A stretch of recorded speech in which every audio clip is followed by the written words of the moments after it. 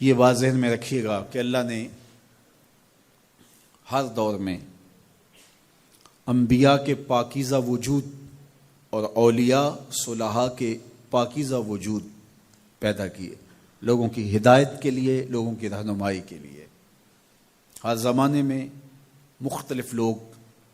اللہ کے برگزیدہ بندے، اس کے مقرب بندے، اس کے قرب سے فیضیاب ہو کے مخلوق کو فائدہ پہنچاتے رہے۔ ایسا بھی ہوتا ہے کہ ایک چیز جس کی مارکیٹ میں ڈیمانڈ ہو تو اس کا 2 نمبر بھی دستیاب ہو جاتا ہے، تو اس کا یہ مطلب نہیں ہے کہ حقیقت کا انکار کر دیا جائے۔ آج لوگ بہت دھڑلے کے ساتھ ولایت کا، اولیاء کا انکار کر دیتے ہیں، اور اس کی مثال ان لوگوں پہ انگلی رکھتے ہیں جنہوں نے دکانیں کھولی ہیں اور طریقت کے نام پر دھبا ہیں اور داغ ہیں، مکر و فریب اور دجل و تلبیسات کے پلندے اور لوگوں کے جذبات سے کھیلنے والے اور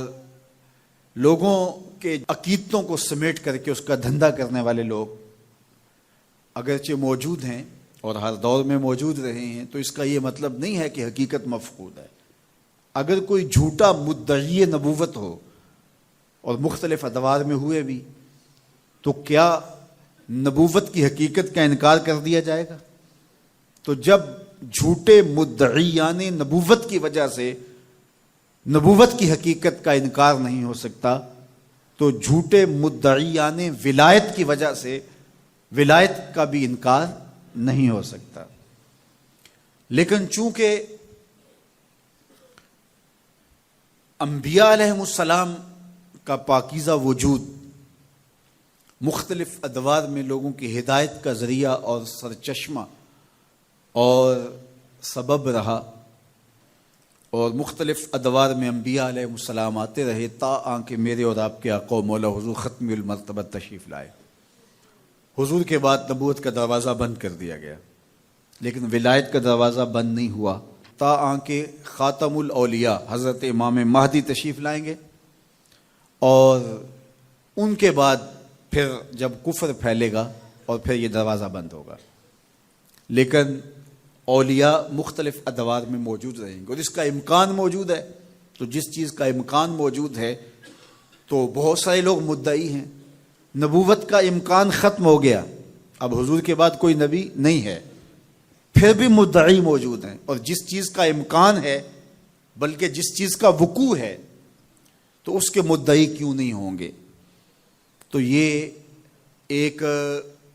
حالات کا مقابلہ نہ کرنے والی بات ہے کہ کھرے اور کھوٹے کو پہچاننا،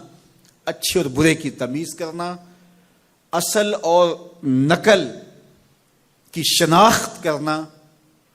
جب مشکل لگے تو آپ سرے سے اس کا انکار کر دیں۔ تو اس کا مطلب یہ ہوا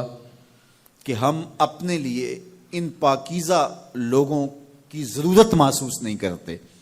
ورنہ ہم کیسے انکار کریں گے؟ اگر ہمارے بدن کو ادویات کی ضرورت ہو، ایسی بیماریاں لاحق ہو جائیں اور مارکیٹ سے 2 نمبر ادویات بھی موجود ہوں اور 1 نمبر ادویات بھی ملتی ہوں، تو ہم تلاش کر کے 1 نمبر تک پہنچنے کی کوشش کرتے ہیں۔ تو اگر روح بیمار ہے اور اس کے معالج ہمیں چاہیے اور ہم سمجھیں کہ اس کے بغیر چارہ نہیں ہے، تو پھر ہمیں حقیقت تک پہنچنے کے لیے کوشش کرنا ہوگی، اور اس کا انکار کر دینا یہ سوائے حماقت اور نادانی کے اور کچھ نہیں ہے۔